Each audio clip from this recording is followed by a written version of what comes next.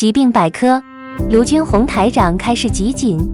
呼吸内科 1.4 咳嗽，总是咳嗽，流产孩子没超度走。2013年2月2日悬疑综述。台长，我妈嗓子咽炎总是不好，不知道是不是有灵性啊？好，我看看，几年属什么的？1936年的老鼠。还好，这是过去老毛病。哦，她是有一次住院。你妈妈这咽喉的上面部分，就是靠近头的这个部分，这个地方稍微有点麻烦，以后可能会长东西的。她总是咳嗽，咳不出东西，老是觉得嗓子里有痰。有时候半天咳不出来，但偶然咳出来，是一颗非常浓的痰。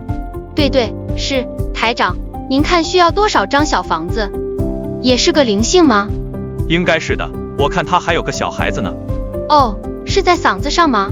对，可能就是他过去流掉的孩子。哦，那要多少张小房子才行？先念27章试试看。好，然后不够的话再多少？不够的话再21章念3波。